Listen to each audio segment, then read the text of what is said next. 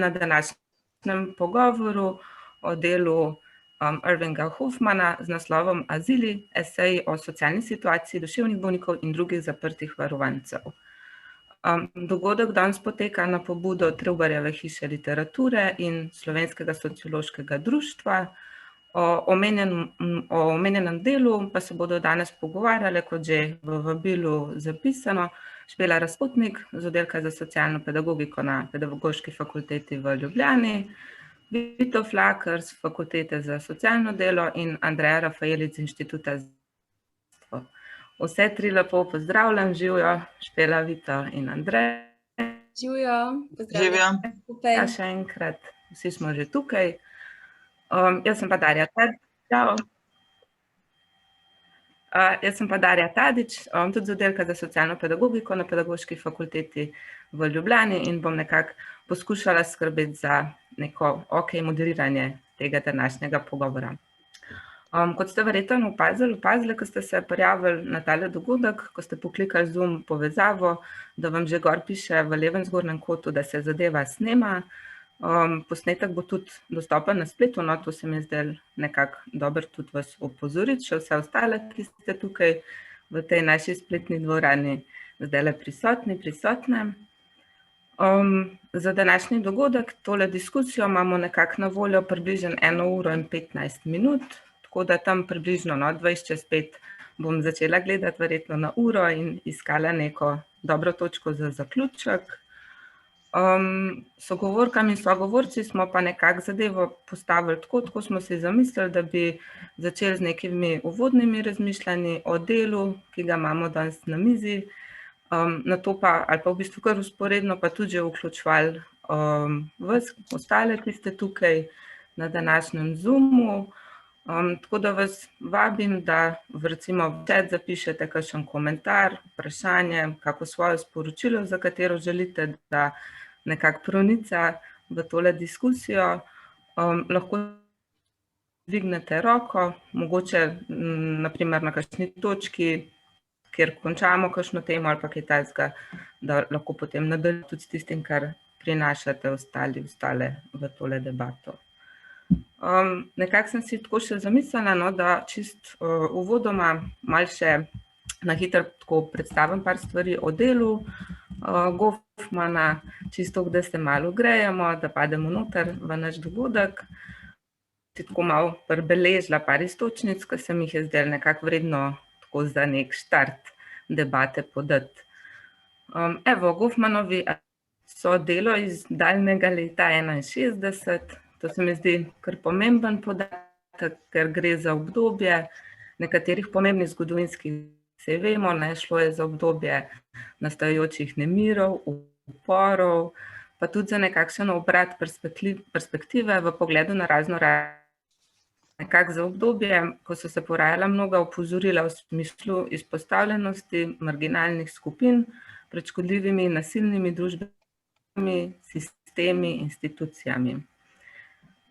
Goffmanovo delo Azili smo v lanskem letu, torej 2019, prvič dobili tudi prevod v slovenščino. Ta prihod prevoda je nekako ponovno verjetno opomnil, vsaj mene je, na to pomembno obdobje Goffmanovega dela, hkrati pa tudi na to pomembno temo, torej na problematično delovanje institucij. V uvodu Goffman napove, da bo govora o nekih specifičnih institucijah, to so totalne ustanove.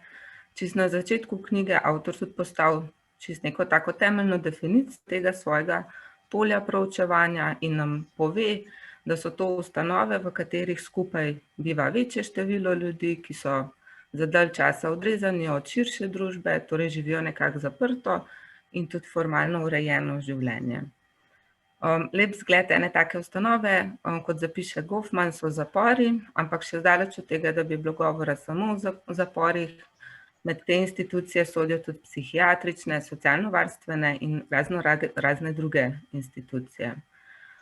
Po svoji formi so Azili kot delo v resnici zbirka 4 esejev, vsak od njih tematizira totalne ustanove z nekakšne druge perspektive, naprimer prvi esej značilnosti totalnih ustanov, drugi esej moralno kariero varovancev, tretji podtalno življenje v instituciji, četrti esej pa se loteva teme medicinskega modela obravnave.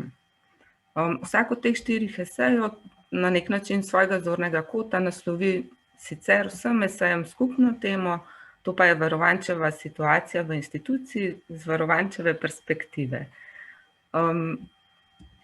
Lahko bi tudi recimo to dodala, no, da azili precej impresivno orišajo mnoge škodljive učinke totalne ustanove, tako da delo predstavlja sliko institucije, ki je bistveno drugačna od siceršnjih, pogosto deklariranih pozitivnih namenov in učinkov teh hiš. Goffman nam je s tem pokazal nekak razkorak med tem, kaj institucije domnevno počnejo in tem, kaj se v resnici dogaja. S tem pa na nek način odprl precej vihrav prostor. Čeprav sam avtor Goffman nikoli ni na tak način napisal, pa še vse lahko rečemo, da azili predstavljajo čist jasno kritiko totalnih ustanov, tako da na nek način azile pogosto označujemo tudi kot neko kultno podlago za poskuse odprave teh istih institucij. Delo se na tak način povezuje pogosto ali pa skoraj vedno v zadnjem času s procesi in vprašanji deinstitucionalizacije, to se pravi s prizadevanji po razgradnji, umiku, ukinitvi teh ustanov v človeških družbah.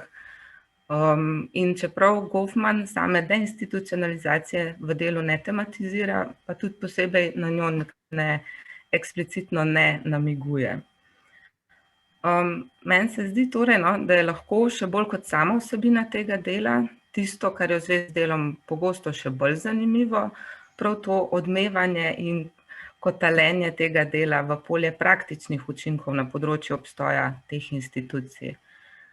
Delo neobhodno odpira vprašanja, kako to vrstne institucije zdaj ustaviti, kako prenehati z vsem tem, kar Goffman tako slikuje. Jaz bi rekla, da je prav ta v aktivaciji neka nebesedna, skrita, ampak mogoče vseeno poglavitna prvina tega dela. Ena ilustracija tega je že v primeru pojava slovenskega prevoda azilov v slovenskem prostoru. Goffmanovo delo se je namreč v resnici prvič pojavilo v tem slovenskem prostoru že leta 1988, ne šele lansko leto. Leta 1988 smo namreč dobili tak prvi obsežen povzetek tega dela v slovenščini. Pripravil ga je Vito Flaker, prevod pa je bil v resnici namenjen prav neki njegovi rabi v okviru procesa deinstitucionalizacije. Takrat v največji ustanovi Hrastovc, ki jo imamo še danes.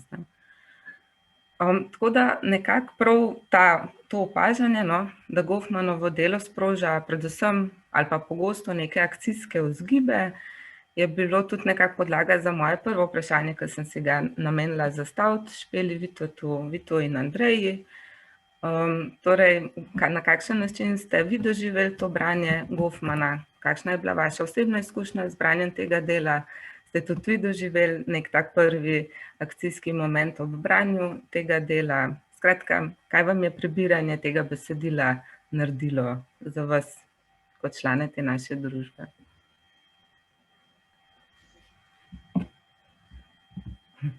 Okay. Ti rekla Špela, Vito, Andreja, gremo po tem vrstnem redu. Ok, zmenjeno. Hvala lepa, Darja, za uvod in za vprašanje. Nekatere stvari si odprla, o katerih sem seveda tudi sama razmišljala, ko sem se pripravljala.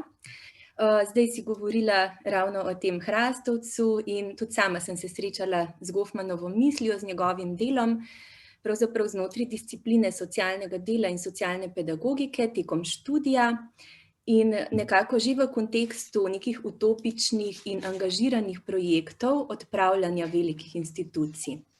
Lahko bi rekla, da mi je na nek način bil že serviran v paketu te praktične akcije in utopije, ki jo je takrat in jo še danes predstavlja predvsem milje Fakultete za socialno delo in s tem Vito Flaker, pa kasneje tudi Andreja Rafaelič, kot dva izmed motorjev tega nekega teoretsko-praktično-akcijskega pogona.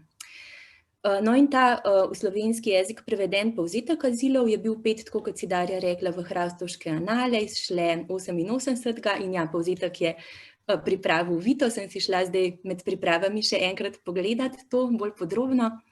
In ta povzetek je meni deloval kot neko orodje za razpravo in delovanje v smeri preobražanja totalnih ustanov. Preobražanja v kaj? V neke bolj humane in bolj demokratične oblike obravnave vseh tistih izmed nas, ki v določenem obdobju svojega življenja ali pa za daljši čas potrebujemo podporo drugih, zato ker pač se soočamo z raznovrstnimi prikrajšanostmi, težavami oziroma živimo z njimi. Tako da v tem kontekstu je bil Goffman tukaj v Sloveniji takrat umeščen v akcijo raziskovalno-delovnega tabora, ki je potekal leta 1987. Tako da je v tem kontekstu tudi v mojem pojmovnem svetu ostal vezan na deinstitucionalizacijo, vsaj to delo, o katerem danes govorimo, ne.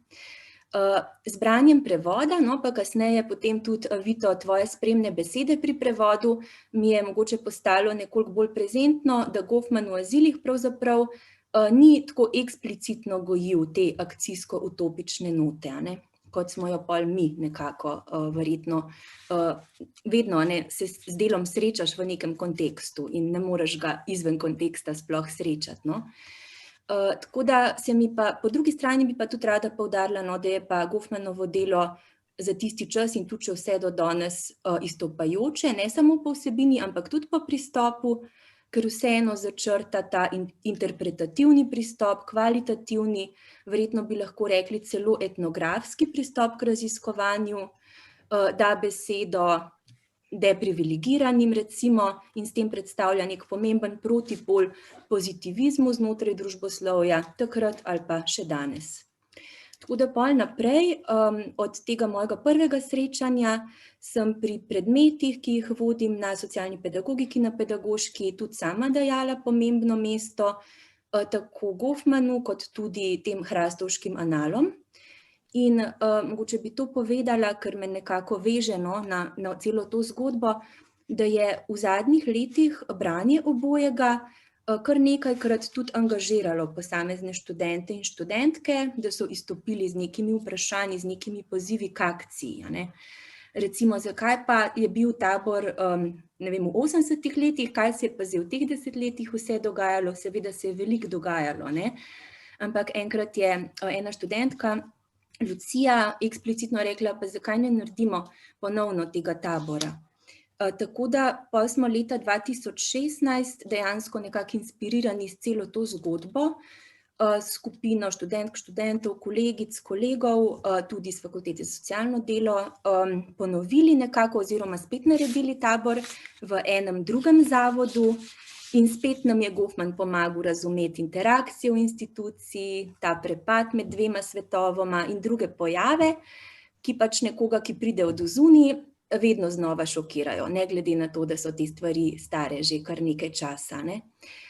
Ni nas pa po drugi strani pred nekimi temi frustracijami zavaroval, a ne, Goffman, ker smo se spraševali, pa saj smo v bistvu na istem, kot so bili ti naši predhodniki v 80-ih letih. Tako da zdajle uvodoma bi rada majčkeno še o tem razmišljala, kaj bi lahko bili razlogi za to. Gotovo so se kakšne stvari seveda v teh letih izboljšale in sigurno se jih bomo tudi danes v razpravi dotaknili, ampak marsikakšna stvar se pa ni ali je pa mogoče celo šla na slabše.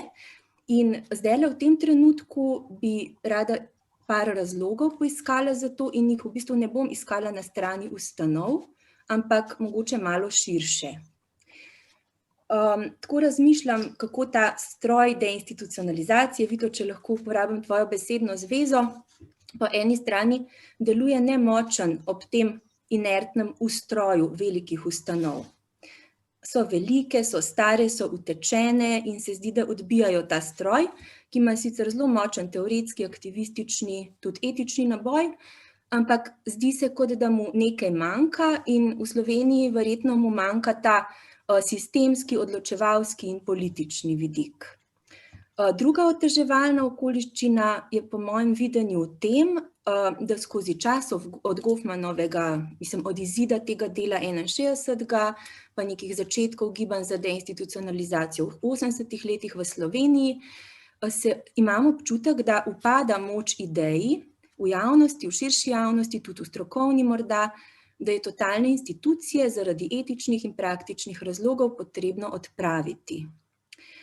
Sodobna družba pa izvrže, če uporabim grdo besedo, na različnih koncih vse več ljudi, diskvalificira jih kot odvečne, kot take, ki ne sodijo nikamor. Tako se v bistvu zelo raznolika vrsta ljudi nekako znajde pred temi ustanovami in jih tudi polni mesta, tako starejših kot mlajših, en ni enak drugemu, ustanova pa zanje seveda lahko predvidi neke unificirane odgovore. In če že ne morem trditi, in nimam mogoče podlage, da bi trdila, da se viša podpora totalnim institucijam, pa mogoče vseeno lahko trdim, da v javnosti je prisotna neka brezbrižnost do tega vprašanja širše. Če se ta tema že kje odpira, se mi zdi, da zavzema podobo nekega alarma, da primanjkuje namestitev, primanjkuje postelj, to zelo velikokrat slišimo v javnosti za to ali pa za ono skupino. Velikokrat se tema institucij tudi neupravičeno meša z vprašanjem varnosti in apelira ravno na to azilsko vlogo institucij, ki naj bi skrbele za to, da nam v skupnosti ni treba trpeti motečih elementov. In ker že toliko časa živimo z velikimi ustanovami, v katere nekdo v bistvu daleč od naših oči z nekimi ustaljenimi birokratskimi postopki pospravi vse moteče elemente, oziroma tiste, ki ne pašejo nikamor, se zdi, da si v bistvu drugačnega načina skrbi in podpore za ljudi, ki jo iz različnih razlogov potrebujemo, niti ne moramo zamišljati. In poleg tega v današnji ta individualistični diskurs, se mi zdi, da tudi pušča posameznike vse bolj prepuščene samim sebi, oziroma če že pol neki ozki družbeni celici, nuklearni družini, in v primeru, da ta ne zmore v polnosti poskrbeti za potrebe svojih članov, ti posamezniki, posameznice težko najdejo ustrezno podporo v skupnosti. Tako da bi postavila tezo ali pa trdila, da nekje med to družino in totalnimi institucijami je nek ogromen in slabo zapolnjen prostor, ki bi ga morali zapolniti z vmesnimi oblikami medčloveškega sodelovanja, solidarnosti, podpore, druženja, povezovanja. In to bi verjetno lahko zmanjšalo potrebo po velikih ustanovah in tudi po njenih varovanjih, zaprtih oddelkih, ki mislim, da so prenapolnjeni in to nikomur ne ustreza, tudi institucijam seveda ne. Pa še mogoče bi dodala, da ta razmislek ne sme biti nekako slep za neenakosti, ker totalnih ustanov vendarle ne polnijo enakopravno posamezniki iz različnih slojev družbe, ampak tudi na tem področju za manj privilegirane je odprtih manj boljših možnosti ali pa celo nobena. Zdaj pa čisto zadnja misel za ta uvodni del.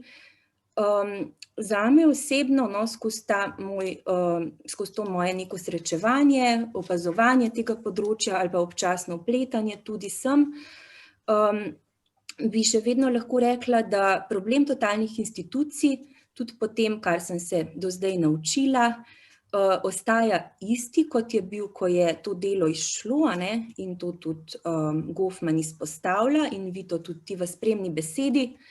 In ta problem je, tudi če so institucije deklarativno namenjene podpori, zdravljenju, varstvu, nastanitvi, terapiji, rehabilitaciji, udomljanju in kar je še teh lepih namenov, ki jih skozi institucije lansiramo različne stroke, tudi naše stroke, pa institucije kot take v resnici onemogočajo uresničevanje teh ciljev.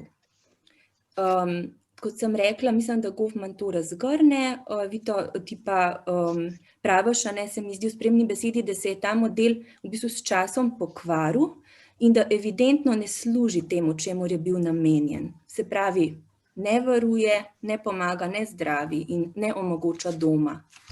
Mogoče celo več, pogosto ljudem celo nalaga dodatne tegobe, poleg teh, s katerimi pridemo recimo, in po določenem času bivanja v neki totalni ustanovi, seveda težko ločimo, kaj je posameznikova primarna težava, če kaj takega sploh lahko trdimo, da obstaja, kaj pa je nek stranski učinek bivanja v instituciji. Tok mogoče ena moja vodna navezava. Hvala.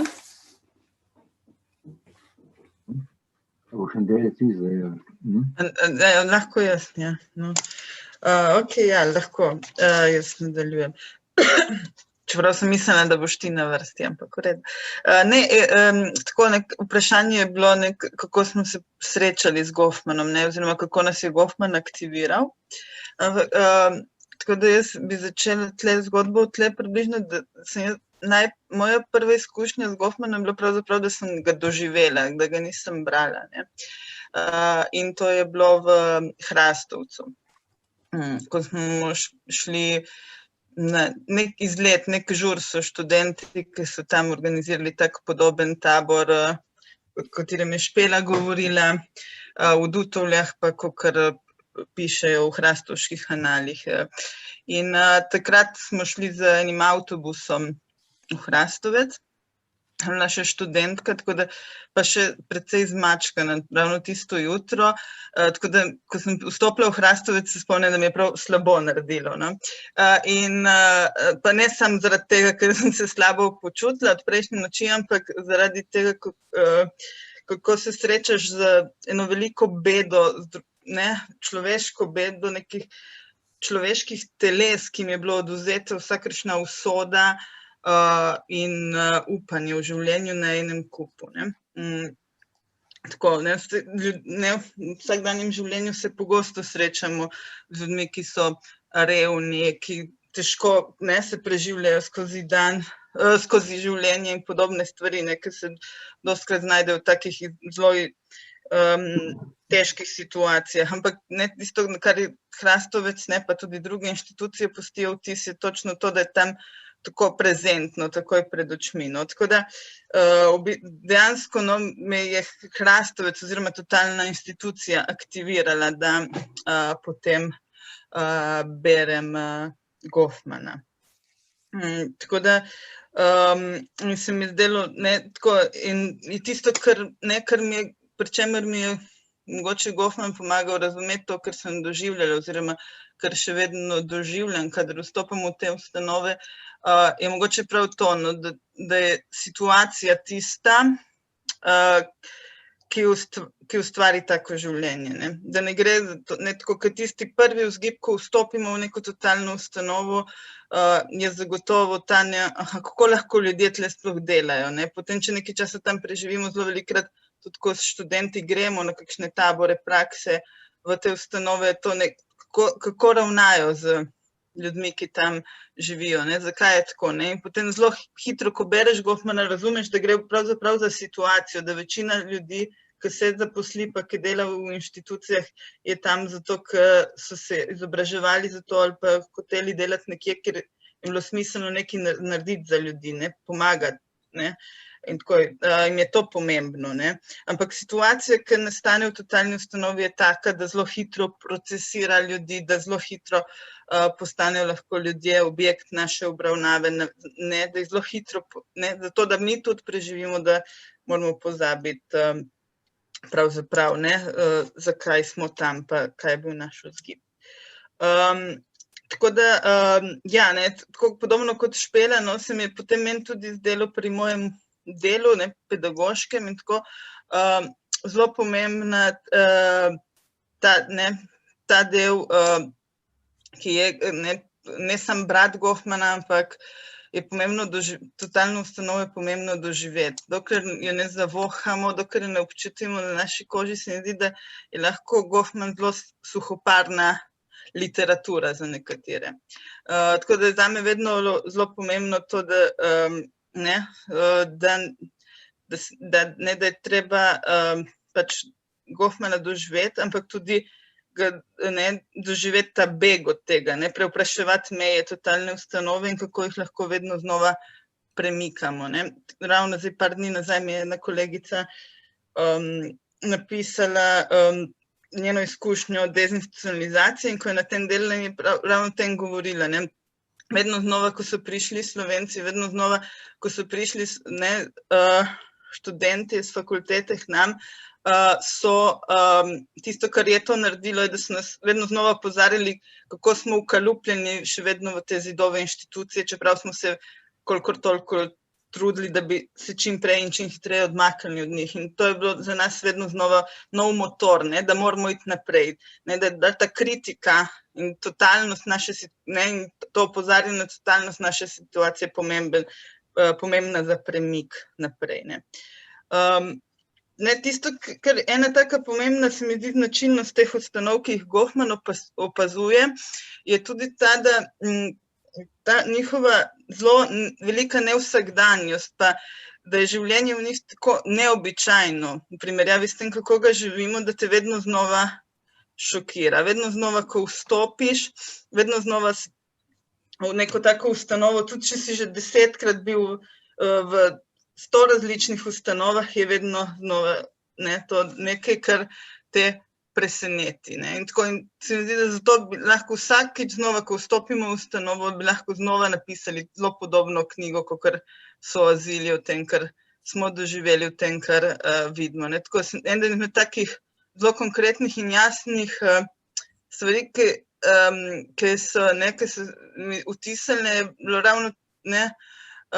ravno to, ko smo nekaj let nazaj so z Vitotom delali v Srbiji, dezinstitucionalizacijo, smo bili v tem Čurugu, ki je nekaj zelo hitro pustil močen vtis na vsakem človeku in tako šokantno, kot da pogledali neke slike izpred 30 let nazaj ali pa kaj takega. In sem spomnila, da smo pol s kolegi, ki smo bili tam, pa tako rekli, zdaj karkoli bomo novega doživeli, nas ne more več nič presenetiti, nič nas ne more več šokirati. In smo tako govorili.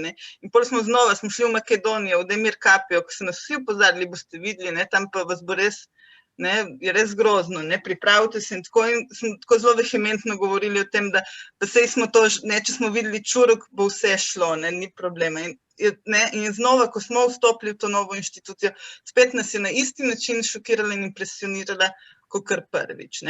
Tako da, zato te na nek način, tudi če so azili tak tekst, zelo sociološki, ki popiše, kako deluje totalna ustanova, te ne more pustiti ravnodušnega. Te pripravi na nek način, če vsaj malo spogleduješ z akcijo, pa z aktivizmom, te pripravi k temu, da narediš en korak naprej. Ja, zdaj,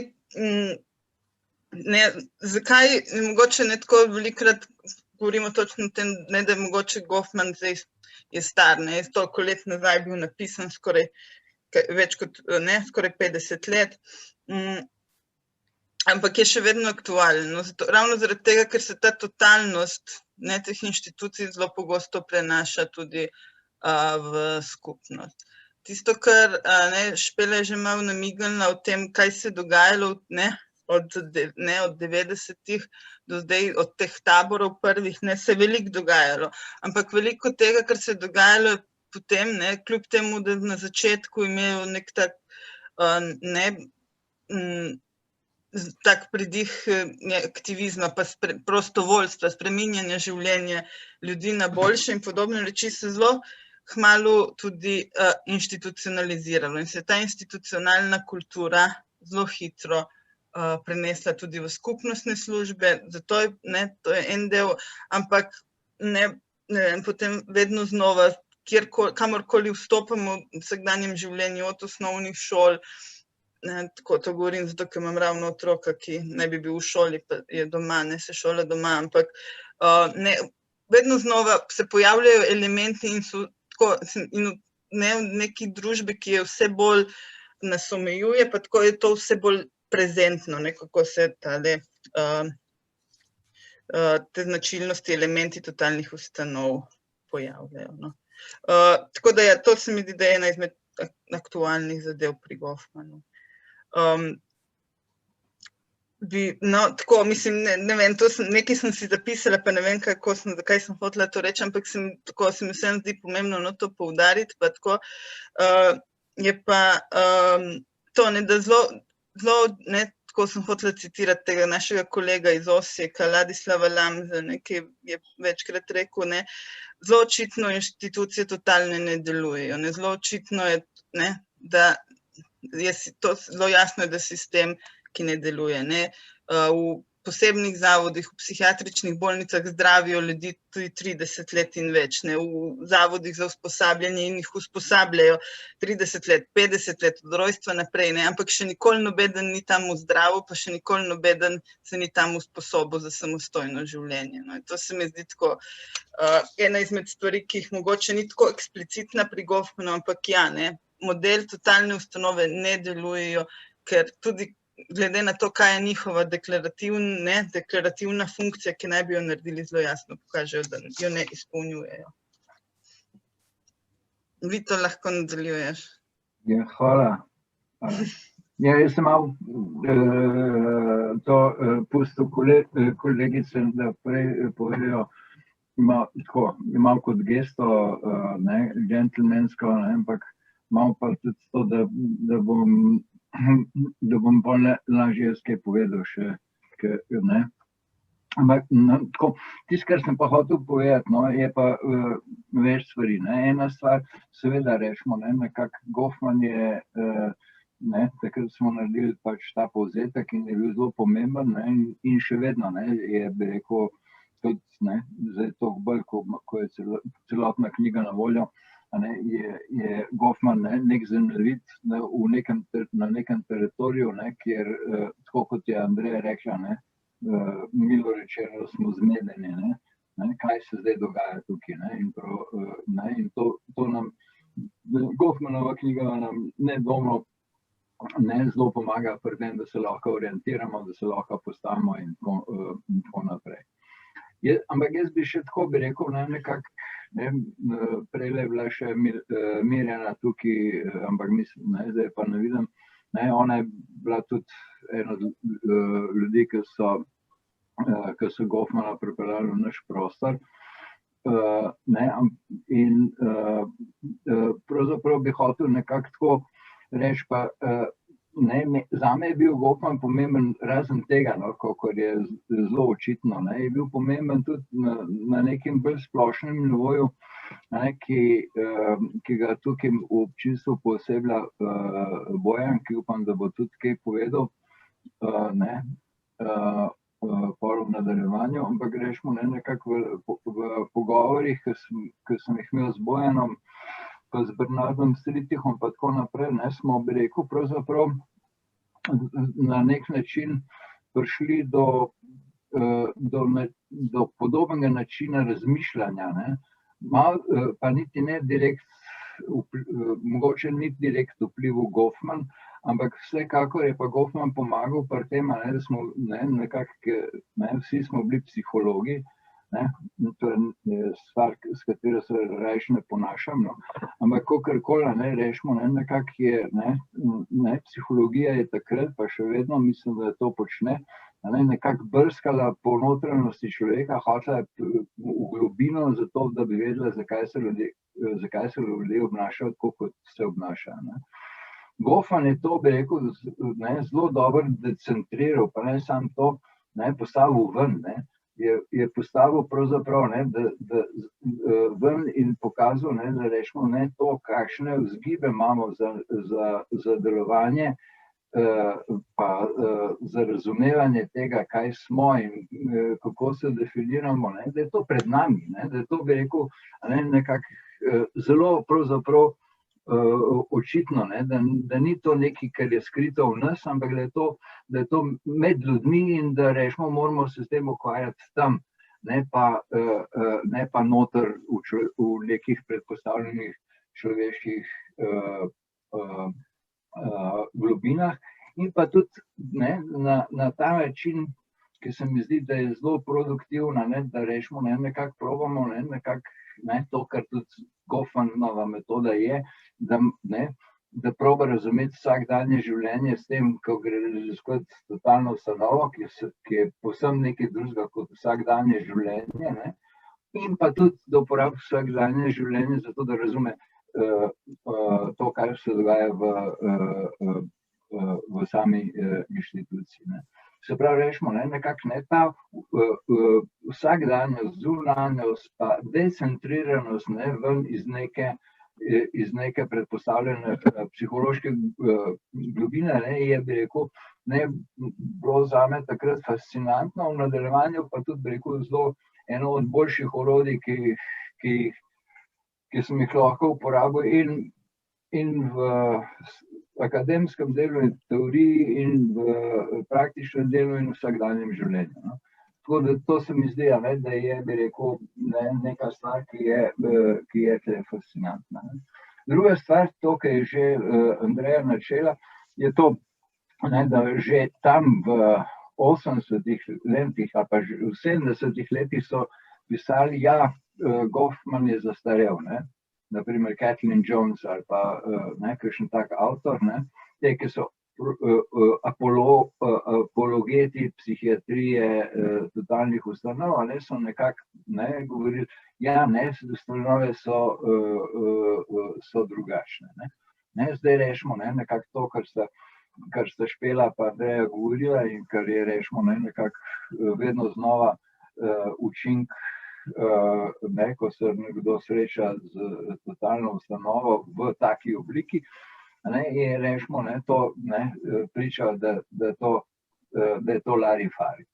Da to, bi rekel, sploh ne drži in da je ta analiza še vedno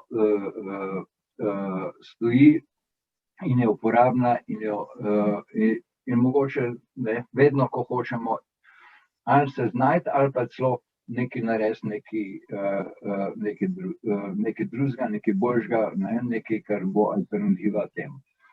Zdaj rečemo, tisto, kar pa je novo, kar je že tudi, bom poudaril to, kar je Andreja rekla, je pa to, takrat rečemo, ni bilo tega drugega kraka, ki mu danes rečemo skupnostne službe. Ni bilo, bi rekel, čeprav se že nakazuje tudi v Goffmanu, to, kar je Darja rekla, ali ne vem kdo, da rečemo, pravzaprav, da takrat, da on ni bil kritično nastrojen ali pa kaj takega. Ja, na tej ravni, on se je bolj delal, po moje. On se je bolj delal v tem smislu, to hočem reči, zaradi same metode, zaradi tega, ker je hotel, rečemo, kot raziskovalec, kot človek, in kot je hotel, da to ne bi vplivalo na njegovo razmišljanje, ampak moramo vedeti, da pravzaprav so Goffmana takrat najeli, ravno zaradi tega, ker, in tudi če pogledamo na njegove reference, vidimo, da rečemo, on ni oral ledine, kakor dostikrat rečejo. Je veliko materijala in od Lemarta in od Sasa, ki je svojo prvo knjigo izdal tudi točno istega leta, ampak članke pa že prej. In pa rečemo, bi lahko še naštel. Tako da rečemo, nekako tle je bil že en korpus literature, ki je bil, bi rekel, ki je delal na tem, na analizi in tudi na kritiki totalne ustanove. In tudi konec koncev je bila že nastavljena reforma sistema, ki je Kennedyjev zakon potem kakšno leto za izidom te knjige tudi inauguriral. Tako da je bilo to, kar je, vendar pa rečemo, on je bil pa tle discipliniran in je pravzaprav rečemo, nekako vzel to, rekel, neutralno oziroma znanstveno pozicijo in prav, da jo je. Tisto, kar rečemo, nekako seveda, je pa tisti, ki so to potem, ki smo to uporabili, smo pa seveda to tudi povezovali še z drugimi stvarmi. En od, bi rekel, bolj posrečenih uporab Goffmana je Bazalja. Bazalja ne bi bil Bazalja brez Goffmana. tako kot ne bi bil tudi brez Foucaulta in tako naprej. Ampak ne, on je tle dobro naredil odlično sintezo, ravno med tema, ki je uporabil, rečemo, Goffman je v Trstu, v njihovem pristopu, je rečemo, nekako tako na nek način Biblija v tem smislu vsakdanjosti. Da je treba pogledati, kako se stvari, bi rekel, kako zdaj pa v vsakdanjosti stvari potekajo in kako pogledati, kako ljudje živijo, kaj se tam dogaja in tako naprej. Tisto, kar sem hotel še takole v uvodu apostrofirati, je pa še 3 stvari. Ena stvar, ki se mi zdi tako, da jo dostikrat zanemarimo, pa ki je name naredila velik vtis, je bila to, ko pravi Goffman, da totalna ustanova zatira gospodinjstva. In to je treba tudi, bi rekel, precej tudi dobesedno razumeti. In ko razmišljamo o alternativah, se pravi o skupnostnih oblikah podpore, o socialnem delu nasploh in tako naprej, moramo reči, nekako ravno mora biti gospodinjstvo in vsi problemi pa protislova, ki gospodinjstvo nosi s seboj, biti, bi rekel, eno od inspiracij za to, da ne pridemo noter v ta gospodarski del, ki ga predstavlja totalna ustanova, kot, bi rekel, odlagališče delovne sile v tem primeru. Gospodinjstvo, kot bi rekel, neko pogovarjanje ljudi o tem, kako skupaj živijo, je tisti model, ki nam omogoča, in pa tudi konec koncev, rečemo, če vzamemo nekatere prakse, ki so se razvile kot alternativna inštitucija, tudi zelo pomembna, tudi če jih dojemamo kot terapevtske prakse in tako naprej. Kako se ljudje organizirajo svoje življenje skupaj z drugimi, je eno od bistvenih vprašanj. Druga stvar, ki sem hotel upozoriti, je ta zadnji esej, ki je kritika medicinskega modela. In tle se mi zdi tako, da je rečemo, nekako ga je treba zelo dobro brati, in je tudi protistrup temu zelo pavšalnemu, pa schematičnemu, pa bi rekel, pa pravzaprav redukciji tega, kar on govori, medicinski model, na neko pilatico, ki nam sicer pomaga, da rečemo, da vemo, kje locirati sovražnika, ampak rečemo, nekako v tem ostane preveč reduciran bodisi na medicinsko ideologijo ali pa na inštitucijo. Tisto, kar če pa beremo Goffmana v tem delu, on govori o medicinskem modelu kot o storitvenem modelu. In to je, bi rekel, tudi dobro opremališče, ko govorimo. Ljudje rabijo, bi rekel, ne prostor, kam ga bomo vtaknili, ali pa če govorim v žargonu socialnega varstva, ne programe, kamor bomo ljudi vključili. In tudi se rečemo, storitve, ampak storitve, ki jih bodo ljudje prejemali. Ker v tej definiciji storitev, kot jo Goffman ponuja, je človek tisti, ki naloži strokovnjaku, popravljalcu v tem primeru, kaj ne naredi. Problem, hočem reči, ni v storitvi, ampak v popravljalnem modelu storitve. To je tisto, da mi rečemo, nekako kot strokovnjaki vidimo ljudi kot predmete, ki jih treba popraviti. Ne pa kot ljudi, ki jim je treba omogočiti, da bodo zgradili življenje po svoji meri. Tako da rečemo, mene, ko sem ponovno bral Goffmana, oziroma ko sem pregledoval knjigo in pa pisal sprejemno besedo, me je to, bi rekel, najbolj inspiriralo v tem smislu, mi moramo govoriti, ker on da tudi tam nastavek prav, so, bi rekel, storitveni poklici popravljalni, ampak tudi tak kot arhitekta, ki pa nekaj naredi, ki so pa ustvarjalni. In zdaj rečemo, nekako, tisto, jaz tle zamenjam besedo ustvarjalno z tem popravljanje ali pa omogočanje. Se pravi, rečemo, nekako, to je, bi rekel, ta model, ki mora nadomestiti medicinski model kot popravljalni storitveni model. Se pravi, mora biti storitve, ki omogočajo človeku nekaj. In še ena stvar, ki je fascinantna pri totalnih ustanovah nasploh, pri Goffmanu pa še posebej, in se skriva v tistem delu o podstalnem življenju. Tam je, rečemo, nekako, tam človek zaživi.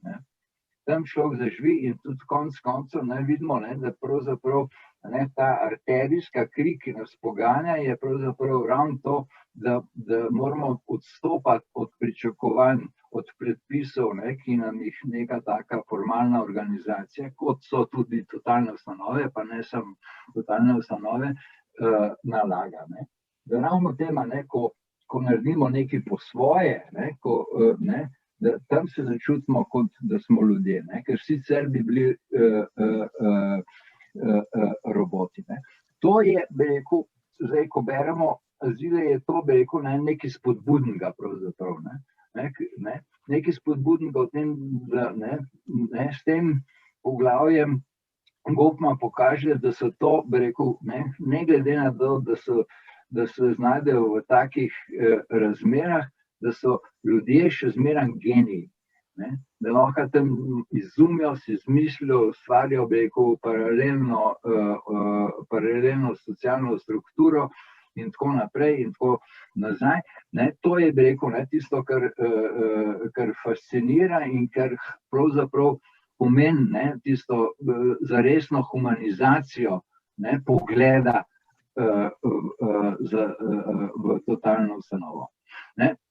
Tisto, kar nas pa mora zanimati zdaj, on to poglavje konča tako, bi rekel, zelo dobrim razmislekom okoli tega, ko citira, se ne bom zdaj spomnil, katerega disidenta, enega od teh slavnih disidentov, Česlava Miloša. In ko pravi, da pravzaprav rečemo nekako ta to, da se človek upre totalitarizmu, da pravzaprav da človeku dušo. In potem sprašuje okoli tega, rečemo nekako Goffman, ali če mi tega ne bi imeli, če ne bi imeli totalne ustanove, pravzaprav, a bi imeli ta, bi rekel, to satisfakcijo, to človeško potezo, da se upremo nekemu sistemu, da se upremo, da izneverimo pričakovanja, ki jih ima formalna organizacija do nas in tako naprej. To Goffman pusti odprto, jaz bi tudi to pustil odprto, ker to je, rečemo, pač ta del dezinstitucionalizacije, ki se nikoli ne neha. In se nam ni treba biti, da bomo se znašli v nekem svetu, kjer tega ne bo, ker to vedno bo.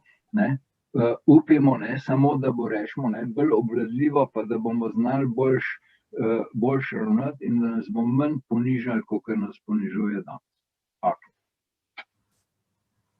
Hvala. Hvala vam vsem trem za te bogate odzive. Meni se marsikakšna asociacija sprožila, ampak se bom zdaj malo zadržala, pa bi kar povabila v resnici vse prisotne za kakšnemu komentarju, misli, vprašanju, karkoli, kar veliko vas je tukaj, tako si želim, da bi se mogoče kdo kaj opogumila, kaj pokomentirala. Če ne bi en drug, mora Bojan kaj povedati.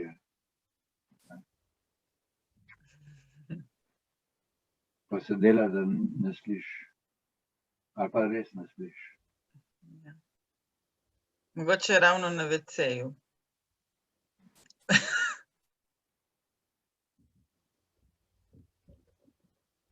Je odstopil od pričakovanj formalne organizacije. Je umaknil v podtalje. Sicer lahko tudi, če se odvihte s kakšno sekundo, ko bomo mi spet kaj začeli razpredati, razpravljati, lahko tudi v chat kaj zapišete, bo zelo dragoceno. Tudi zagrabiti kakšno temo iz poslušalcev, tako da zelo vabljeni k tej potezi. Jaz bi pa tako izmed vsega zdaj, kar ste načeli ali pa odprli, mogoče pograbila ta element, ki se mi dostikrat zdi, da je v teh debatah o deinstitucionalizaciji z uporabo Goffmana zelo prisotna. Saj tudi sama sem se s tem srečevala v svoji praksi, ko sem še delala v totalni instituciji. In sicer vsakič, ko sem poskušala opozarjati na vidike Goffmana, se mi je dogajalo, da sem slišala argumente v smislu, da danes so pa institucije povsem drugačne. Tudi recimo kasneje na pedagoški fakulteti, ko smo z letniki odhajali na terene, na obiske teh institucij, je dostikrat zelo zlahka padel ta argument v smislu, da so pa bazeni, rešetk več ni in podobne stvari. Tako se mi zdi kot nek zelo prisoten tak argument za diskreditacijo tudi ali pa za neko zanikanje vrednosti Goffmanovih ugotovitev.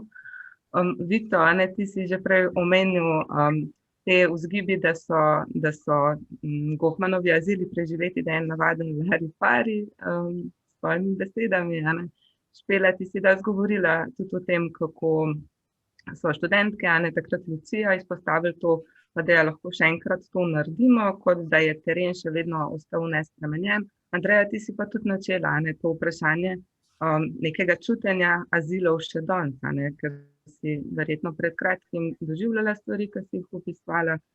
Tako da nekako mi je to, nekako sem hotela to odpreti zdaj, kako se odzvati na te pomisleke, a veš, na te banalne pripombe, da se zdaj pa so se institucije humanizirale. Goffman vsem svojim delom kar dosti opozori na to, ali pa saj nakaže na to, da verjetno taka humanizacija sploh ni mogoča, sploh pa ne prek takih banalnih sprememb, kot so neke luksuzne posle ali pa kaj podobnega. Tako da, ne vem, mogoče kakšen komentar, zdaj ne bom naštela imen, da se pač odzivate, kakor želite. Andreja, ti si pa že kar neki performance, ne? Ja, tako sem hotela povedati, da so slovenske inštitucije res veliko korakov naredile k nekemu socialnemu modelu.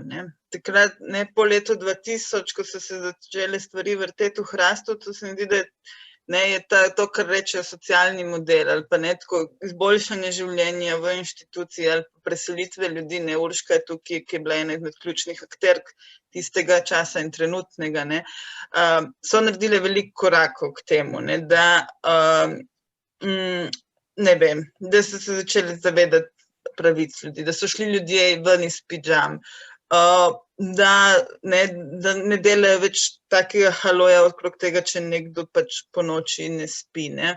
Naredile so tudi, nekaj časa so res vzele to osebne načrte, pa poskušale uresničevati vsaj ene delčke življenja ljudi. In slovenske so en tak velik preskok bil narejen. Zagotovo tudi so se v tistem času številni zaprti oddelki odklenili. So bili še vedno varovani in tako dalje, ampak so se odprli. Zagotovo veliko takih dobrih praks in vedno, ko se s komerkoli od kolegov ali pa kolegic, ki so bili del teh praks, pogovarjam, ko govorijo o tem nekim žarom v očeh. Urška, kadar govori o tem, kako so odklenili vrata v Dutovljah, pa skupaj z uporabniki napisali tako javno pismo o tem, da je treba vrata odpreti. Je to nekaj, kar vidiš, da so ljudje, ki so bili del tega, tako žareli ob tem in podobne stvari. Tako da ja, ne, tukaj ni za oporekati ne veliko, ampak vse te zadeve, tako se mi zdi, že kot so leta 65, 66, Bazalja in njegovi kolegi v Gorici ugotovili, inštitucije vedno znova naletijo na svoje naravne meje. Še vedno dokler so ljudje tam zaprti, dokler nekdo drug ima moč sprejeti končno odločitev o tem, kako bo tekel tvoj dan in tvoje življenje, pravzaprav se nič ne spremeni. In res ne more, tudi v Gorici, ki je ta model, tako zgled terapevtske skupnosti in tisto, kar se je tam dogajalo, verjetno nam še danes lahko marsikje za zgled vzamemo, toliko let zatem. Ampak še vedno je bilo zelo jasno, da je tam ostala inštitucija, da konec koncev je nekdo drugi se odločil, ali gre lahko človek ven ali ne. Kljub temu, da so se to na nekih skupščinah skupaj odločili.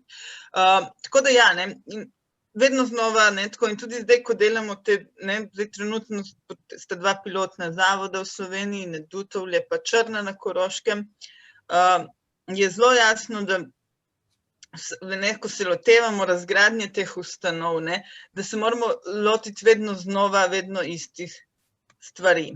In sicer tega, Goffman sicer ne govori o apartheidu, ampak delitve med osebjem, sveto osebja in sveto stanovalcev. To vstopimo, tudi ko še danes vstopimo v te ustanove, vidimo zelo jasno to ločitev.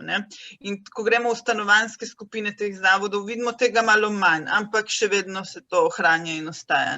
Tako da, bolj vidimo ta uniformiranost, še vedno obstaja, delo na oddelkih, posebni prostori za zaposlene, zaklenjena vrata.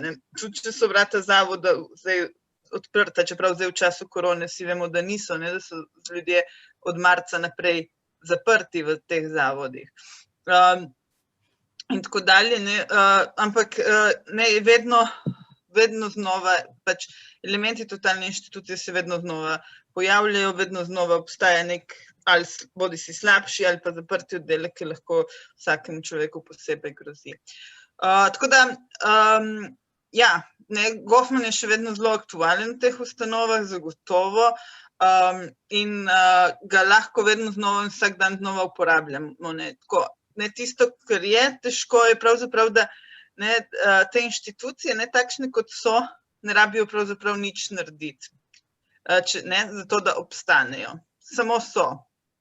Zato, da jih pa ti spremeniš, pa da zbežiš stran od tega, kar Goffman opisuje, pa moraš vedno znova vsako stvar, vsako malenkost na novo dokazovati. Vedno znova moraš pač pokazati, zakaj je banalnost, ampak vedno znova moraš pokazati na to, zakaj je pomembno, da pač človek lahko sam zbira ali bo pil kavo ali kapučino. Vedno znova moraš povedati, zakaj je pomembno, da ko delaš novo stanovanje, stanovanjsko skupino, da si jo ljudje sami izberejo, s kom bodo živeli. Neke te samoumevnosti vsakdanjega življenja, tudi ko vstopaš v ta proces razkrojevanja totalne inštitucije in ko vsaj na deklarativni ravni so vsi ljudje za to in so svojo zavestjo šli, je potrebno vedno znova dokazovati osnovne, niti ne človekove pravice, ampak pač to, kar vsi se odločamo v vsakdanjem življenju. Tako da ja, mislim, v tem smislu, ja, če vzamemo zares dezinstitucionalizacijo, pa hočemo karkoli zares narediti, moramo Goffmana zelo resno vzeti. In druga stvar, zakaj je tudi aktualen, je pa tudi ta korona. Ker na eni strani lahko rečemo, da je korona zelo okrepila inštitucije in zaradi te korone tudi ne smemo nič, v bistvu nas onemogoči, ne smemo nič pravzaprav narediti. Na eni strani je v nekaterih ustanovah zagotovo, vsaj nekaterih, ki jaz poznam, še bolj ojačala ta to mašinerijo. Zelo hitro so se lahko vrata zaklenila, zelo hitro so se lahko oddelki spet zaklenili, zelo hitro se je lahko pošta oziroma paketi so se odvzeli uporabnikov. Zelo enostavno smo lahko te neke procese dehumanizacije znova upeljali. Na drugi strani imamo tisto, kar so dobre strani te korone, da tisti zavodi, ki so zaradi svoje prostorske stiske bili prisiljeni preseliti ljudi, ko so imeli te 3 cone, rdečo, sivo in zeleno, in niso mogli teh con ustvariti znotraj svojega zavoda, so mogli ljudje ven preseliti in so ljudje šli živeti in v hotele in v telovadnice, smo videli po televiziji, nekateri celo v kakšne stanovanje in podobno. Tisto, kar pa je to pokazalo, je to, da koliko je enostavno ljudi preseliti in da so bili tudi ljudje, ki so delali v teh zavodih in direktorji presenečeni nad tem. In da se pogovarjaš z njimi in pravijo, s to žensko pa so bili sami problemi v zavodu, zdaj pa tukaj pa čisto normalno pa lepo funkcionira, ne dela nobenih problemov, da so ženske, ki delajo z uporabniki že 23 let in 30-20 let in več, presenečene nad tem, ko živijo nekje drugje, da pa saj ni nič takega, če gremo mi cela skupina ven na travnik, pa gre nekdo gor v svojo sobo, pa je tam, se nič ne zgodi, je čisto v redu, da je fajn, da se sami odločajo, kje se bodo gibali in kako. In potem tudi to, da so v teh manjših skupinah, da lahko da lahko vsak malo po svoje si organizira dan, da lahko se malo izmenjajo hrano, pa da se lahko tisto, kar je neka dogma v inštituciji, da vsak mora isto dobiti in da če nekdo dobi repete, da morajo vsi, ampak da je pa čisto v redu v takih manjših prostorih, da če nekdo pač ima težave s težo, sam pri njemu malo popaziš, kaj je, pa kako bo pojedel, ostali pa lahko si sami organizirajo ta del. Tako ta koronavirus je pokazala na eni strani, da še vedno ljudje, ki živijo v inštitucijah, nimajo enakih pravic, niti približno kot mi. Nihče ni pomislil, kljub temu, da smo mi vsi zaprti, da imamo omejitve in tako, ampak nihče ni pomislil, da bi nas od marca meseca naprej zaprl naša stanovanja oziroma vrtove. In da bi lahko samo v spremstvu, naprimer, policije, nekih stražarjev ali pa kogarkoli šli ven se sprehajati. To je prva velika, tako da na tej strani je korona veliko tega pokazala, da lahko, če živiš v ustanovi, si bistveno bolj ranljiv, ne samo za koronavirus, ampak tudi za nasilje. In druga stvar, ki je pa pokazala, pa je to, da kako je lahko v bistvu pravzaprav organizirati oskrbo v skupnosti.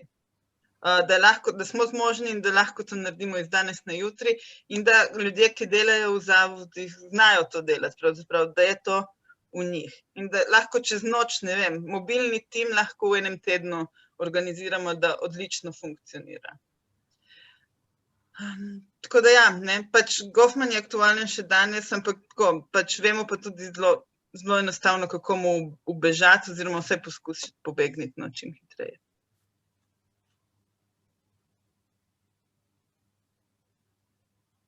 Da pa predajam besedo naprej, Vicetu pa Špeli.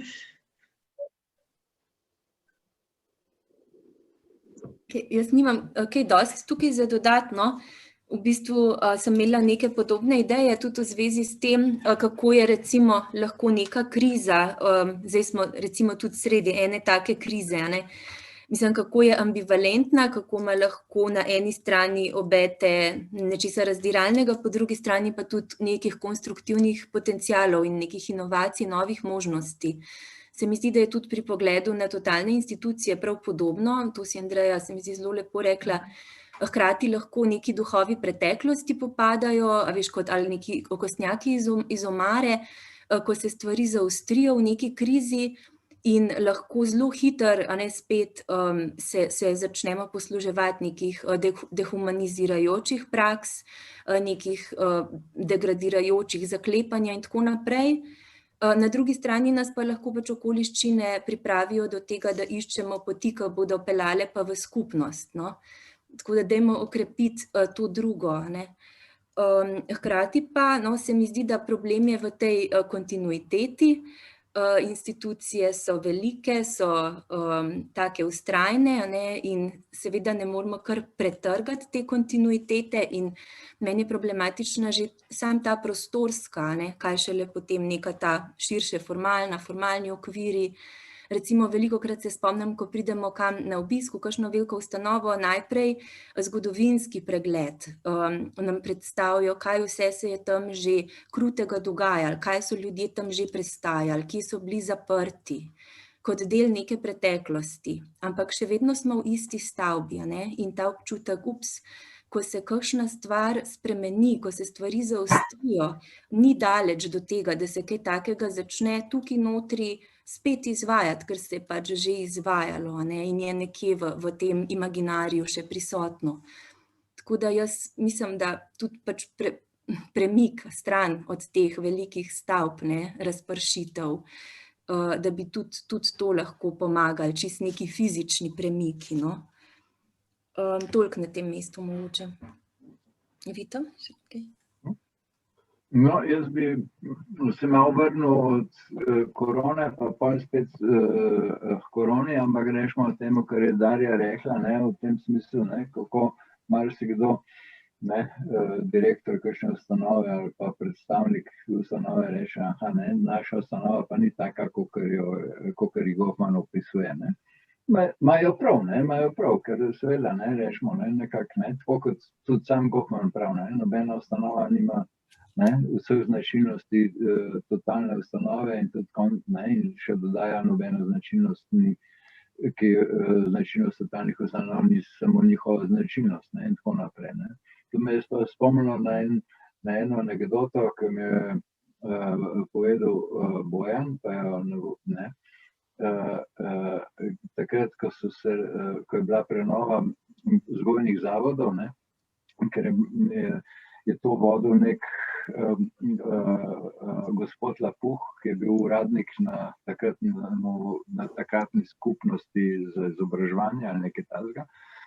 In je imel ta sredstva na razpolago, s katerim naj bi se zavodi prenovili, predvidoma v neke skupnostne službe. In je rekel, ta gospod je rekel, da so točno vsi direktorji prišli k njemu in so rekli, se strinjamo s tem, to, kar je Skalar napisal, pa njegova ekipa v teh smernicah, to takoj podpišemo, ampak naša ustanova je pa nekaj posebnega.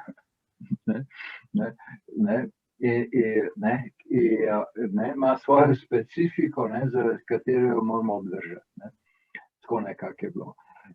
Tako da rečemo, nekako to se mi zdi tako, da po eni strani, vsaka ustanova je specifična, in je tako, kot so tudi neponovljiva, ampak imajo pa, bi rekel, neke skupne značilnosti, ki ne samo lahko opišemo, ampak tako, kot je Andreja pokazala, začutimo, ko vstopimo v nek prostor, tako kot je tudi Kastel to komentiral.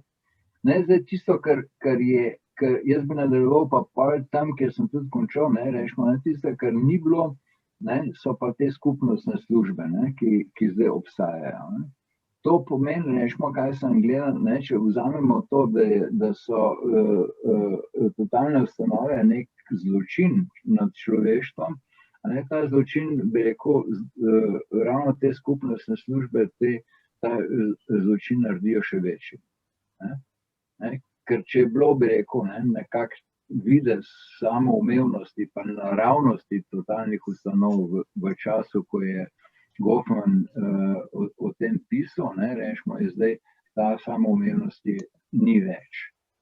In poznamo zelo učinkovite načine, kako zagotoviti to, čemer so deklarativne ustanove namenjene zunaj ustanov. Tako da rečemo, je to, bi rekel, še večja sramota, še večji greh, še večji zločin, kot je bil v 60-ih letih.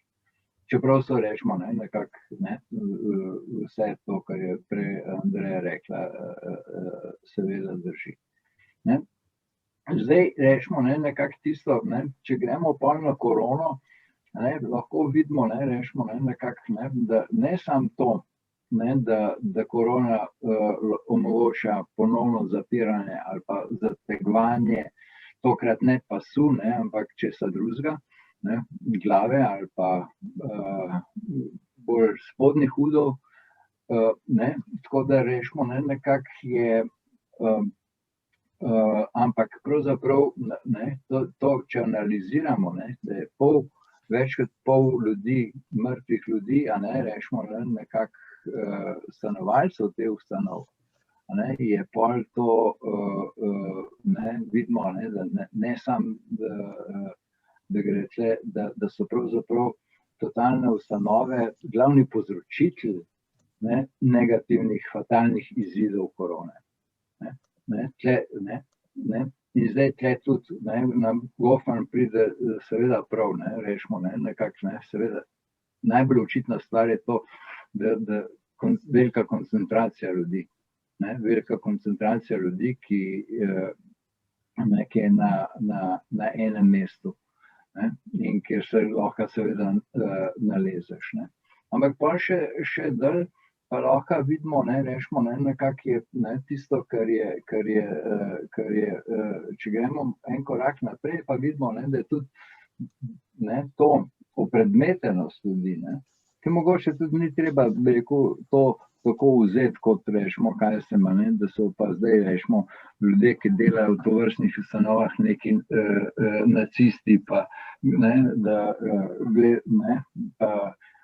gledajo na svoje, pač oni gledajo na ljudi kot predmete, s katerimi morajo delati. Seveda, rečemo, lahko to pripelje tudi do groznih razmer, kot je v Avstriji pripeljali, ker je bila serija umorov pač v nekem domu, ki se, sem prepričan, tudi pri nas dogaja, sam, rečemo, ne v takem obsegu, pa ne tako zelo brutalno, ampak, rečemo, nekako so se ljudje hoteli olajšati delo, niso bili zlobni, ampak to so bili pač, rečemo, ljudje, ki so se preveč pritoževali, ki so jim poslabšali dan, jih dodatno obremenili in tako naprej, in pa, ker jih niso videli kot ljudi, so se jih pač losali. Tako, Nils Kristi, zelo dobro, ko je analiziral, kdo od norveških kolaborantov v koncentracijskih taboriščih je bil človeški, pa kdo je bil pasji, je videl, da človeški so bili tisti, ki so si dopustili, da so spoznali taboriščnike kot ljudi. V glavnem so bili iz Jugoslavije po nekem naključju, ki so jim kazali slike svojih sorodnikov, ki so jih prosili za ogenj, ki so pogadili kakšen cigaret skupaj in tako naprej. To je impregnirali, to je imunizirali, rečemo, ljudi od tega, da bi postali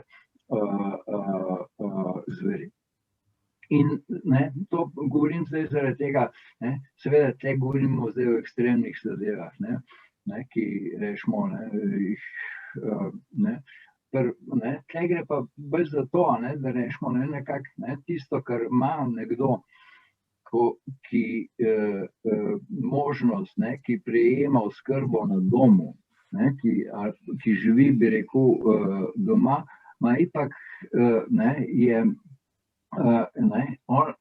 človek, ki ostane doma, ima možnost se odločati, ima možnost odločati, ali bo kaj bo s tveganjem počel, ki ga je deležen.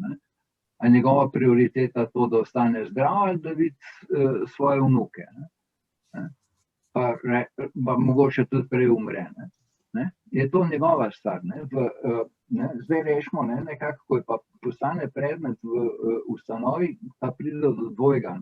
Prvič ga vnuk, oziroma ne zdaj vnuk, ampak osebje ga ne vidi kot svojo babico, ampak kot bi rekel, nekaj, s čemer mora početi in se tudi pač rečemo, obnaša drugače kot vnuk, ki mora tudi analogno oziroma paralelno sprejeti podobno odločitev, ne? Ali bo žuriral, ali se bo pazil pa obiskoval babico. Ne? Tle rečemo, nekako, če tle, ko je zaveza samo družbena, ne pa tudi človeška, je pa to, bi rekel, postane bolj vseeno. Tako da rečemo, nekako tisto, kar še poveča tragedijo v ljudi, ki so zboleli za covidom v ustanovah in potem umrli, je pa to, da so pravzaprav pasivne žrtve. Prvič, niso mogli nič narediti, niso se mogli postaviti, so bili tam na milost in na milost. Drugič, rečemo, nekako, oni so bili noter, so bili, bi rekel, zelo malo se je zaprl dotok. Vendar pa rečemo, nekako v nasprotju s tem, kar se dogaja v športu, kjer poleg športnikov v mehurček stopijo tudi trenerji, pa serviserji in tako naprej, osebje ni bilo v mehurčku. Osebje so bili prenašalci in prenašalci okužbe, stanovalci pa zgolj žrtve. In še ena stvar, ki je pa rekel, tlena pa Goffman manj pomaga, bolj Foucault, je pa to, da rečemo nekako tisto, kar je problem, ki ga vsak dan doživljamo pravzaprav v koroni, je to pravzaprav rečemo razreševanje protislovja med dneva paradigmama, ki takrat, ki je Goffman pisal, niso obstajala. Se pravi, med to, bi rekel, razpršeno paradigmo, kjer se ljudje samo odločajo in v koroni tudi samo izolirajo, ne da jih nekdo samo izolira, ampak da se sami odločajo, kako se bodo spopadali s tem in tako naprej in uravnavajo svoje stike in tako naprej, kar je očitno ena od bolj efektivnih metod, ampak ne, kakor pravijo tudi zdaj na Švedskem, nezadostna. Pa imamo pa, bi rekel, nasprot tega pa to centralistično odločanje, ki rečemo, zame, ki sem prebolel korono, me čisto povozi. Jaz sem zdaj, rečemo, imun in nisem kužen, ampak moram nositi masko, moram, rečemo, upoštevati vse omejitve, kakor če bi bil kužen ali pa dovzeten za okužbo. Se pravi, to hočem reči, ampak to je še majhna stvar. In sem jo tudi pripravljen nositi zaradi splošnega blagorja in tako naprej. Ampak kakorkoli, tisto, kar sem hotel reči, tisto, kar nas frustrira vsakodnevno, je to ne samo nelogičnost. V vojski so rekli, zašto ima kasar na kapiju? Zato, da logika ne uđe. Ker rečemo, kljub temu, da so kakor racionalne te ustanove, je tle, bi rekel, ali pa bi rekel, vladanje ljudem nasploh se predstavlja kot racionalno, v resnici je pa totalno zblojeno, kar zdaj vidimo. In ki dobivamo vsak dan drugačna navodila, pa ne samo zato, ki bi se popravljala, pa ki bi se spreminjala slika, pa tako naprej, ampak ki so, rečemo, v nasprotju en z drugim in tako naprej. In to je poprava zdaj teh raznih pravil in tako naprej, ki se noben več, vključno z Hojsom, pa Kacinom, pa tem, ki nam govorijo, ne znajdejo več v njih. No, ampak tisto, kar sem hotel reči, to, tisto, kar je problem, niti ne ta nekonsistentnost, ampak ta centraliziranost, pa neselektivnost, pa nediskriminativnost, rečemo, nekako, in zato tudi te ukrepi niso učinkoviti. Ne? Zato, ker rešimo nekako, ker jih težko vidimo kot smiselne, zato, ker niso povezane s tem, kar se mi odločamo in tako naprej. Ne? Tle bi rekel, če vzamemo, rešimo, to, kar je Goffman opisoval kot tezo, ne? In dezinstitucionalizacijo kot antitezo, ne? Ampak dezinstitucionalizacija na nek način tudi sinteza, te antiteze, ne? Je sinteza, ne? Ker konec koncev moramo tudi še vedno spraviti stvari v nek skupen modus operandi, ampak tisto, kar vidimo zdaj, da nam manjka, je tako, da se ljudje med sabo dogovarjajo, ne pa da dobivajo befele od ozgori, pa z leve, pa z desne, pa včasih tudi od spodaj. Od spodaj ne mislim v tem smislu, da od ljudi, ki imajo majhno družbeno moč, ampak da nam jih nekdo vtakne v rit. Tako da rečemo, nekako tisto, kar sem hotel reči, tle imamo, ne samo ustanove pa utečen sistem, ampak tudi paradigmo, ki ta paradigma, ki jo hočemo zamenjati, ki sloni na eni močni aksiomatiki, in ljudje si v tem trenutku krize, še da si rečemo, tudi čeprav je rečemo, naprimer, Cveto Uršič govoril o dezinstitucionalizaciji polet, ko so ga na televiziji sprašvali o koroni pa tako naprej. Zdaj se mi zdi, da se skoraj ne upa več tega reči. Ker rečemo nekako ta aksiom, da mi rabimo, bi rekel, domove za stare, je dobil neko moč, ki jo rečemo, kaj se ima, dodatno moč, ki jo prej ni imel. Pa že itak je močan. Medtem, ko rečemo pri dezinstitucionalizaciji, dezinstitucionalizacija pa je antiaksiomatska, je pa bolj algebraična, je pa bolj seštevanje, pa množenje, pa so pa, bi rekel, stvari, ki se rečemo nekako, ki pa imajo neko logiko, ki jo izpeljamo ven iz nekih etičnih postulatov. In to je, po moje, zdaj en od glavnih, če gledamo zdaj tako, bi rekel, bolj globalno, pa bolj na široka, en od glavnih spopadov. Ko živimo še v nekem mešanem režimu in se spopadata dve paradigmi, in tudi konec koncev, tisto, kar je, včasih smo govorili, da so ustanove toliko močne, točno to, kar je prej Andreja govorila, da ne rabijo svojih zagovornikov. One preprosto tam so. Tam so kot zgradbe in kot aksiom. Medtem, ko rečemo nekako, ampak zdaj, tisto, kar je dobro, je pa to, da ljudje pač rečemo, ki imajo od tega, da to še obstaja korist, jih morajo začeti zagovarjati. Zdaj se treba, in zdaj je možna razprava okoli tega, in so možne neke sinteze, ki jih dezinstitucionalizacija mora pomeniti. Ok, zdaj jaz sem vmes, kot prej povedano, začela pogledovati na uro in imam to nehvaležno pazniško vlogo čuvanja časa. Vmes smo prejeli tudi eno vprašanje iz publike, tako da vas zdaj tri sprašujem, kako ste še s časom, bi vam uspel še en komentar na to zaključno temo, ki je po mojem tudi dobra za zaključek srečanja danes.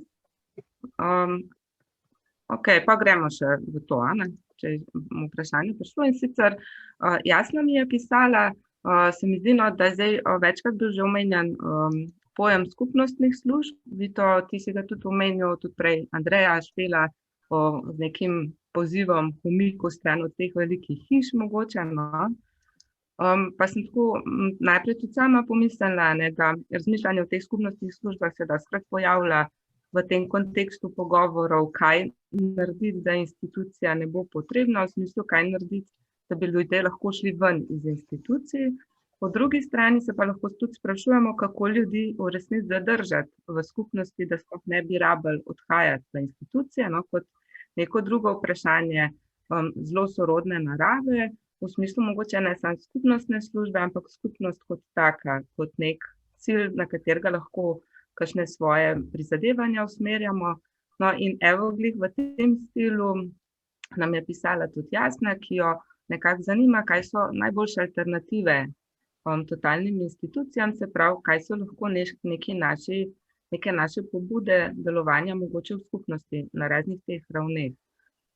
Zanima se pač za dobre prakse, kaj bi lahko nekako zmanjševali pomoč in velikost v vseh pomenih teh institucij. Tako da mogoče bi bila to lahko tudi neke vaše zaključne misli ali pa prispevki, pobude, kakorkoli. Hvala, Jasna, za tvoje vprašanje. Evo.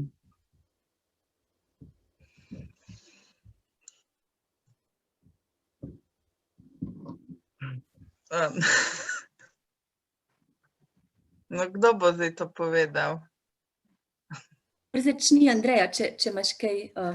Nimam tako, mislim, po mojem, da vsi tako približno vsak lahko nekaj na to odgovori, no, ampak ja, mislim, ne, alternative zagotovo tako, ne, je skupnost in zagotovo je krepitev skupnosti, to je tisto, kar pravzaprav naše prizadevanje k dezinstitucionalizaciji sploh omogoča in tako dalje, ne. Zdaj, mislim, mogoče ena stvar, ki je bila na začetku zapovedati, je to, da ponavadi sam prevencija institucionalizacije ni dovoljno, da je treba se lotiti same inštitucije in začeti zmanjševati institucionalne kapacitete, ne. Zagotovo pa so alternative in obstajajo, ne, razne vrste, če rečemo tako, krovni pojem bi lahko bile razne vrste terenskih služb, ne. In tukaj mislimo od osebne asistence do nekih oblik, ne tako kot naš zakon definira pomoč na domu, ampak neko način, ne, pomoč človeku doma in izven doma, spremstvo, druženje, nega, karkoli od tega, kar lahko pomislimo, no. To je neka taka stvar. Potem, pomoč v raznih kriznih situacijah, ko so ljudje v stiski,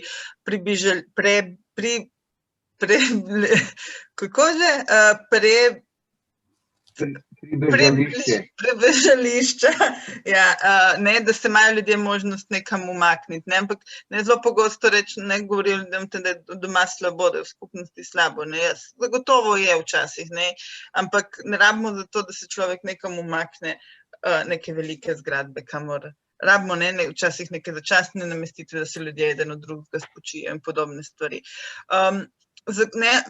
In ustvarjanje nekih mrež v skupnosti. No, to so tako zelo različne alternative, ki jih poznamo, ne, in tako ena takih od boljših alternativ, gotovo v svetovnem merilu je, ne, tam čez mejo Trst, ne, kjer lahko pogledamo, kako funkcionira, ker se lahko že 50 let skoraj, ne, opazujemo, kako lahko dobra mreža skupnostnih služb pravzaprav deluje, ne. Poleg teh, ne, služb, ki so vezane pravzaprav direktno na oskrbo, ne, potem je zagotovo potrebno zagotoviti neke zaposlitvene možnosti za ljudi. Ne, kaj bodo ljudje počeli, kaj bodo delali, kako bodo živeli, ne. To je še nekaj, kjer lahko skupnost, ne, ustvarja nek zadružne, kooperantske načine skupnega dela in ker nekaj človekovo življenje ni samo oskrba, človekovo življenje, če ga totalna ustanova zoži samo na eno vlogo in to je ta vloga varovanca, pacienta, karkoli že, v skupnosti moramo jačati te različne vloge in jih poiskati. In pa stanovanje. Stanovanje so zagotovo ena izmed stvari, ki je vedno znova, moramo vedeti, kje bomo živeli. In tukaj je treba tudi vzpostaviti neko mrežo dostopnih stanovanj za ljudi, ki živijo v zavodih. Ker moramo vedeti, da tudi to, da v domovih za stare ljudi niti ni to toliko pomemben element, revščine in podobne stvari, ampak moramo vedeti, da ustanovah za odrasle in otroke živijo pravzaprav najrevnejši del prebivalstva. Tako da ne tisto, kar ne moramo omogočati, pravzaprav ne pokriti celotno življenje posameznika, če želimo pravzaprav zagotoviti alternativo inštituciji, ki bo vzdržna. Ko to pa rečem, da moramo vse to zagotoviti, pa niti približno ne mislim tega, da moramo najprej to zagotoviti pa počakati, ko bomo imeli dovolj stanovanj, pa ko bomo imeli dovolj služb v skupnosti, potem se bomo lahko lotili inštitucij. Ne ravno obratno, mi se moramo lotiti inštitucij in jih razgraditi zato, da bomo lahko te resurse, ki uhajajo zdaj v inštitucije, uporabili v skupnosti in tam ustvarili neke nove, inovativne oblike oskrbe. Tako da mislim, da tisto, kar je, mogoče še za zaključek, tisto, kar je zares vprašanje, sem to, zakaj se tega še nismo naredili, če vemo kako in če lahko v veliko različnih prostorih si to ogledamo in pogledamo. In ne samo zdaj tako, v Italiji, pa Angliji, pa skandinavskih državah, ampak tudi v državah, ki so povsem primerljive za Slovenijo, kakor je v Osijeku bilo nekaj cajta, kakor je na Češkem in podobne stvari. Jaz bi še tle temu, kar je Andreja zelo dobro zdaj povedala, dodal še 3 misli. Ena je to, bi rekel, to, kar jaz dostakrat uporabim to krilatico, da če totalna ustanova en odgovor na 1001 različen problem oziroma človeško stisko in tako naprej, je dezinstitucionalizacija iskanje 1001 odgovora na eno stisko. To se mi zdi, da je ena stvar. Druga stvar, ki bi jo tukaj povedal, je ta, da seveda najboljša prevencija institucionalizacija, se pravi tega, da ljudi grejo v inštitucije, je to, da v inštituciji ni več. Tako je Bazalja rekel, takrat si pa ljudje na terenu, strokovnjaki na terenu, ki morajo poskrbeti za ljudi, ki jih ne morejo pustiti kar same sebi, so prisiljeni izmisliti, dokler obstaja neka, kako rešiti nekaj. Tudi če se zdi na prvi pogled nemogoče, je treba najti neko rešitev, medtem ko inštitucije imajo, bi rekel, to funkcijo, da človek, ki dela na terenu, to preloži v inštitucijo. Še ena stvar, ki bi jo tako za na koncu rekel, ko sem se poslavljal v Hrastovcu, ko se je nehal moj mandat, oziroma ko so me odslovili, je Josip rekel, direktor, rekel, poglej, Vito, ne se bati, mi bomo zdaj to, kar smo skupaj ustvarili, ohranili, ne bomo šli pa naprej. Jaz sem takrat rekel, in nažalost sem imel prav, je rekel, da če ne bo stvar šla naprej, bo šla nazaj. In tudi tako se je zgodilo. Obrnil se je tok ljudi v ustanovo, obrnili so se, bi rekel, se pravi, rečemo, to hočem reči, s tem hočem to reči, da ni to važno, a mi poznamo eno metodo, smo sposobni izvesti, kakor to, da imamo, bi rekel, to odločenost in tudi moč, da to izvedemo.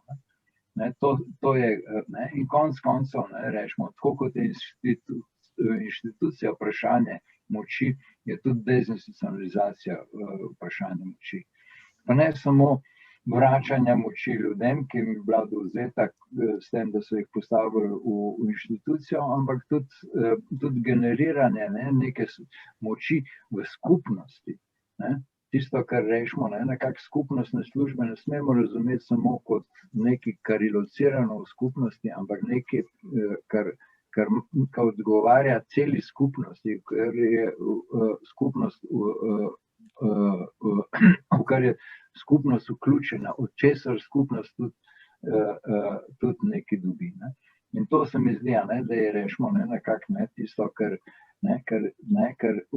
kar nas more gnati naprej, ker rešimo konc koncev to, da ljudje, da še toliko in toliko ljudi živi v inštitucijah, bi lahko rekli za nas, ko smo odzunaj, pa se to ni naš problem. Je naš problem. Zdaj rešimo, zakaj in kako bi lahko zdaj nakladal še za eno rundo. Tisto, kar hočem reči, to, da inštitucije obstajajo, ne vpliva samo na življenje ljudi, ki so v njih, ali pa ki bi utegnili biti v njih zaradi svoje nalepke, ampak naslednjega od nas. To bi rekel, strukturira naše življenje, našo ubogljivost ali upornost in tako naprej. Vito, si končal? Jaz nimam kaj veliko dodati, nekaj malega, pa vendarle bom, pač podprem to, kar sta rekla, predvsem tudi sama sem hotela temu množstvu oblik v bistvu dati, predvsem poudarek, res raznolike, lokalne, samonikle, umestne, take in drugačni odgovori, ki se porajajo iz različnih potreb, ne da se jih presajati, ne da se jih uvažati, izvažati, zrast morajo iz tam, kjer pač živi posamezni človek oziroma skupina ljudi.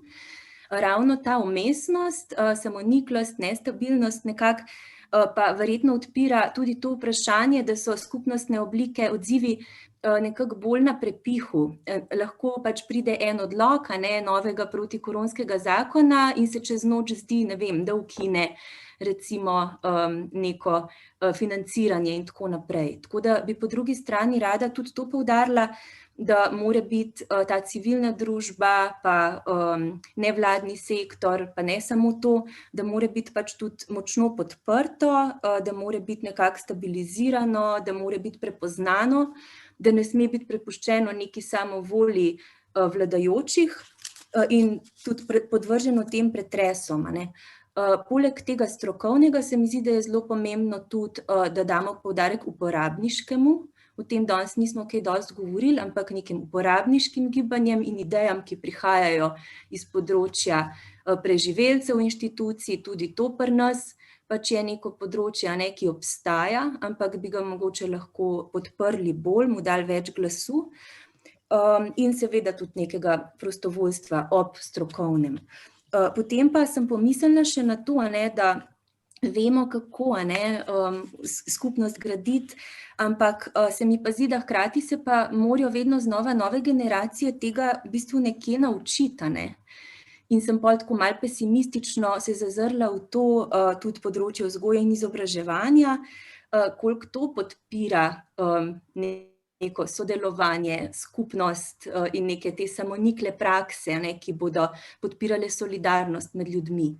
Sem se tukaj spomnila na besede Anice Mikuš-Kos, ki je govorila o tem kot predstavnica neke starejše generacije in je rekla, da ko se s šolami pogovarja in ponuja različna izobraževanja, je vedno zelo velik odziv, ko je spredaj predpona samo, recimo, samo učinkovitost, samo spoznavanje, skratka neki samo, ko je pa sodelovanje, solidarnost, soustvarjanje, to so pa popolnoma nepopularni koncepti, ki jim vzgojno-izobraževalni prostor v bistvu ne daje prostora. In ne samo vzgojno-izobraževalni prostor, se mi zdi, da neka širša ta družbena krajina, saj o tem sem že uvodoma govorila, pač v resnici ne podpira tega, tako da zato moramo biti nekako toliko glasnejši s temi pozivi. Še samo čisto zadnja misel, ki pa tudi ni preveč optimistična, je pa, da moramo zelo paziti spet v tem obdobju krize, zato da se nam ne zgodi, da bi naredili preveč korakov nazaj. Na kaj ciljam? Zdaj v sedanjem času se zelo velikokrat soočam s tem ali pa poslušam kolegice, ko govorijo, da recimo delajo z nekimi posamezniki, ki so zdaj v stiski, nimajo strehe nad glavo in iščejo neko namestitev zanje, ne? Ali pa tudi tako kot skupnost, recimo zdaj, ko ljudje ne bi bili doma, pa če nimajo doma, nimajo kam iti, ne? Smo začeli v bistvu že apelirati na občino pa na državo, da je potrebno odpreti zavetišča.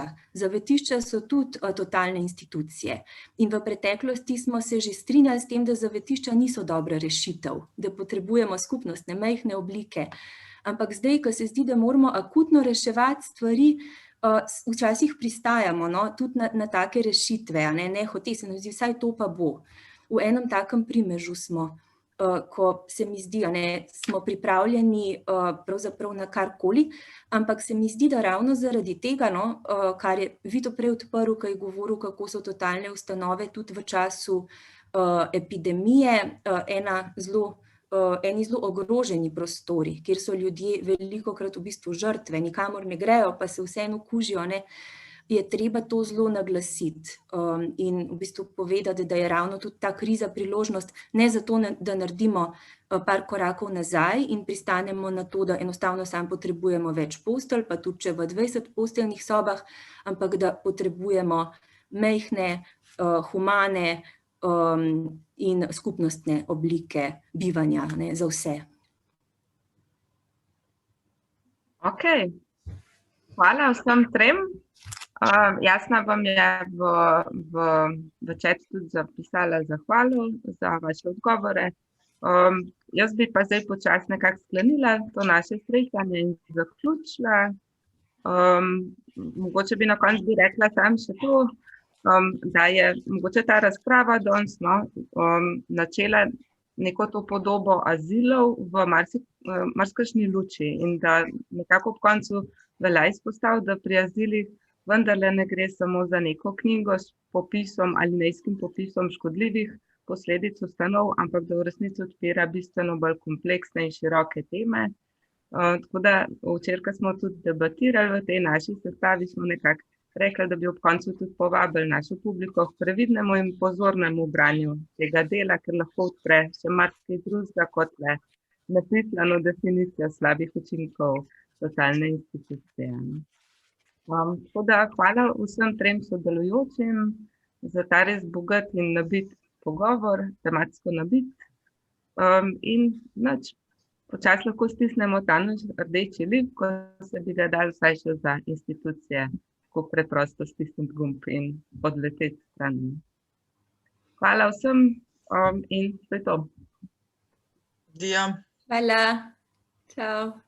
Hvala.